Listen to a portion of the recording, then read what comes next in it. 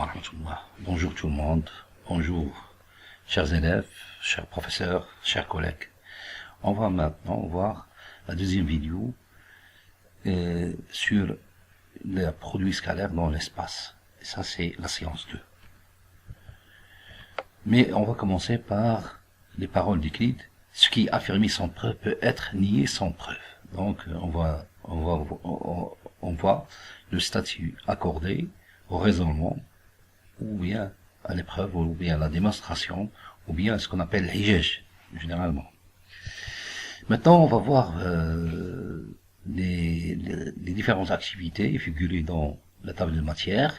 Et on commence déjà par vous indiquer une chose, c'est que pour la vidéo de la séance 1, vous pouvez visionner cette vidéo-là en consultant l'adresse suivante qui est indiquée, https, ainsi de suite.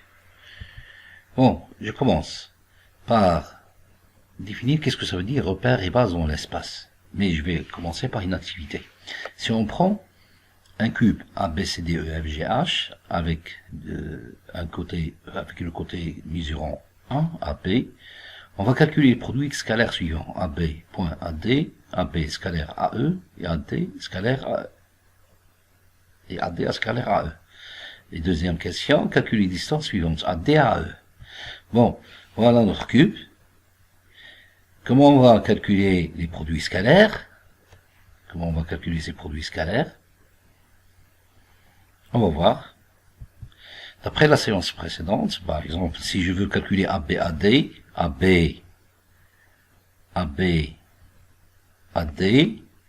je vois bien que ces deux droites, que ces deux segments, ils sont des parties d'un carré ABCD, c'est-à-dire que cet angle-là, il est droit. Et par suite, leur produit scalaire ABAD est nul. Ok? C'est ce qu'on a. On a ABAD sont perpendiculaires, donc le produit scalaire est nul. De la même façon, on va voir pour ABAE. AB et AE. Maintenant, on va travailler dans cette face-là. On voit bien que cette face-là, que c'est un carré. Donc cet angle-là, elle est droit. Par suite, le produit scalaire, il est nul. Et pour ADAE, comment on va faire? ADAE. Bon, on va commencer par travailler dans pour ce carré-là, ADHE, elle est bel et bien que c'est un carré. Donc AD et AE sont perpendiculaires, par suite, leur produit scalaire est nul.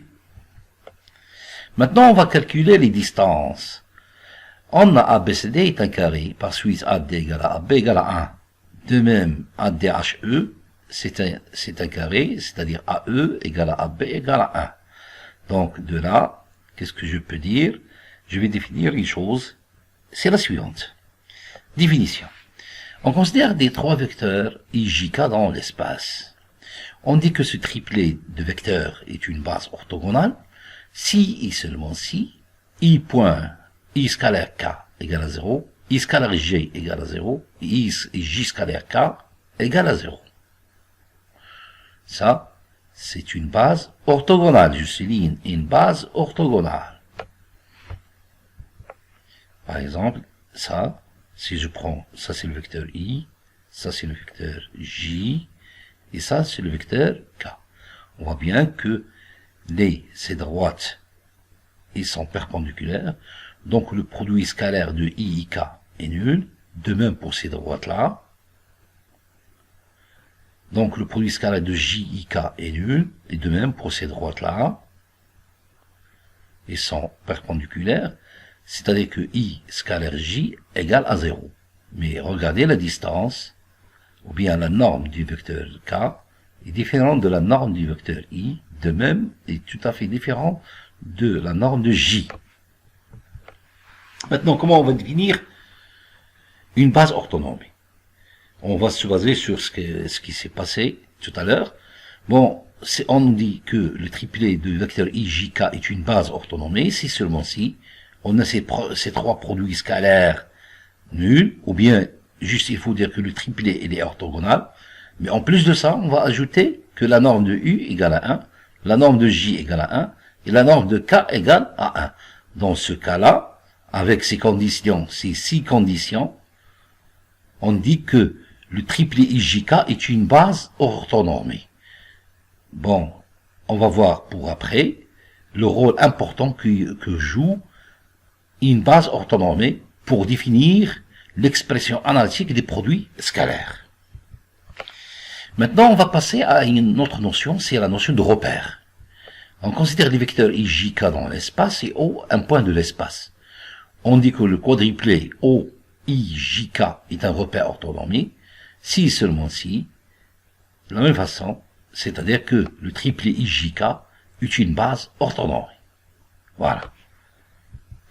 Maintenant, on va voir une application. On va prendre un cube, le même cube, un ABCDEFGH, et on va déterminer les repères orthonormés parmi les repères suivants. A, AB, AD, AE. A, AB, AC, AE. E, EA, EF, EH. Maintenant, on va commencer par A, AB, AD, AE. A, AB, AD, AB, AD, AE. On a vu pendant l'activité que le produit scalaire de AB, AD est nul. De même pour le produit scalaire de AD, AE est nul. Et de même pour le produit scalaire de AB et AD est nul. Et en plus de ça, le côté AB, sa longueur mesure 1. De même pour AD, parce que ça, c'est un carré. De la même façon, on peut avoir que AE égale à 1. Donc, il est bel et bien que ce quadruplet A, AB, AD, AE est un repère orthonormé. Maintenant, on va voir A, AB, AC, AE. A, AB, AC, AE. Pour cela, on a bel et bien que les trois droites ils sont perpendiculaires. Pourquoi? Parce qu'on a bel et bien AE est perpendiculaire à AD et perpendiculaire à AB. Donc, il est perpendiculaire au plan. Et on sait qu'une droite est perpendiculaire à un plan si seulement si il est perpendiculaire sur une droite contenue dans le plan. Et comme AC inclus dans ce plan-là, on a bel et bien que AE est perpendiculaire à AC. Voilà. On a vu tout à l'heure que AE, AB est perpendiculaire à AE. Mais maintenant, pour AB et AC, sont-ils perpendiculaires? Bon, pour notre face, c'est un carré. Et ça, c'est la diagonale. On sait que ça, se mesure 90 degrés. Et de même pour AC, c'est une bisectrice. Donc l'angle BAC, c'est 45 degrés. Donc ils ne sont pas perpendiculaires. Et par suite, je ne peux pas dire qu'il est quoi? Orthogonal. Maintenant, on va passer pardon, au quadruplet E, EA, EF, EH. E, EF, EA, EH. De la même manière, je peux montrer que c'est un repère orthonormé parce que les côtés mesurent 1. Et pour ces trois droites, ils sont perpendiculaires. Donc, ils sont leurs produits scalaires. Les produits scalaires qu'on a vu tout à l'heure, ils seront nuls. Maintenant, on va passer à l'expression analytique des produits scalaires. Je vais vous proposer l'activité suivante. On va prendre soit IJK une base orthonormée et les triplets suivants x, y, z et x', y', z' sont respectivement les coordonnées des vecteurs U et V dans la base. On va montrer cette expression. U scalaire V égale au produit suivant. X, x' plus y, y' plus z, z'. La deuxième question, c'est calculer la norme de U. La troisième question, c'est calculer la distance AB en fonction des coordonnées de A et B. Je m'excuse pour coordonnées, il faut un O ici. Partout. Bon, comment je vais faire pour montrer ceci? Pour la première question, On va écrire IV, le vecteur U sous forme de combinaison linéaire de IJK, qui n'est autre que ça, XI plus YJ plus ZK. Parce que je peux dire que le vecteur U a pour coordonnées X, Y, Z, ou bien l'écrire sous forme de combinaison linéaire des éléments de la base, c'est-à-dire XI plus YJ plus ZK. De la même façon pour le V, que je peux écrire X'I plus Y'J plus Z'K. Et d'après les calculs qu'on avait pendant la séance 1, ce qu'on appelle la bilinéarité, bon, vous allez faire un développement de ceci. Par exemple, Xi, X'I, en appliquant la bilinéarité, ça va devenir X, X', I scalaire I. Et I scalaire I, c'est le carré scalaire, des autres que 1, parce que le repère, il est orthonormé. Et par exemple, Xi scalaire Y'J, j'utilise tout le temps la bilinéarité et je vais trouver X, Y', I scalaire J. Mais maintenant, I scalaire J, c'est 0, donc ça s'annule. On n'a plus. De la même façon, YJ, par exemple, et Z'K, YJ, ça va devenir scalaire Z'K, Z'K, ça va devenir YZ', J scalaire K. Et comme G, il est orthogonal à K, c'est nul. Donc, en effectuant ces calculs-là, on trouve à la fin que le produit scalaire de UV ou bien U scalaire V n'est autre que le produit, la somme des produits suivants. X, XL', plus Y, Y', plus Z, Z'. Bon. Maintenant, on va passer à la deuxième question. Comment je vais calculer la norme? D'habitude, on a défini la norme, c'est la distance entre l'origine et l'extrémité d'un B-point représentant le vecteur. Mais maintenant, analytiquement, comment on va définir la norme? On a U scalaire U ou bien le carré scalaire, n'est autre que X fois X plus Y fois Y plus Z fois Z, d'après cette forme, ou bien cette expression analytique, que je peux écrire X carré plus Y carré plus Z carré. Donc, et comme la norme de U n'est autre que la racine carrée du carré scalaire, ou bien la racine carrée du U scalaire U, qui nous donne racine de X carré plus Y carré plus Z au carré. Maintenant, comme propriété qu'il faut retenir, c'est dans un repère orthonormé, et ça c'est important orthonormé, parce qu'on peut définir d'autres produits scalaires sans que le repère soit orthonormé. Mais maintenant, c'est signe canon d'avoir un repère orthonormé pour utiliser l'expression suivante. X plus Y plus Z, Z'. Comme propriété 2, ça nous donne la forme de la norme. La norme de U, c'est la racine carrée du produit des carrés scalaires. C'est égal à la racine carrée de X carré plus Y carré plus Z carré. Maintenant, on va interpréter ça sous forme de distance. Si j'ai deux points dans l'espace, de coordonnées pour A, X, A, Y, A, Z, A, et pour B, X, P, Y, P, Z, P, la distance n'est autre parce que la distance, c'est quoi? AB au carré en distance, c'est le carré scalaire de AB, c'est la norme de AB, de vecteur AB au carré, qui va nous donner, d'après ce qui précède, la formule suivante. Maintenant, on va passer à une application. On va considérer les points suivants, A, de coordonnées 3, 1, 5, B, 3, 5, 1, et C, moins 1, 5, 5, et D, M, 2, 6, avec M1 réel.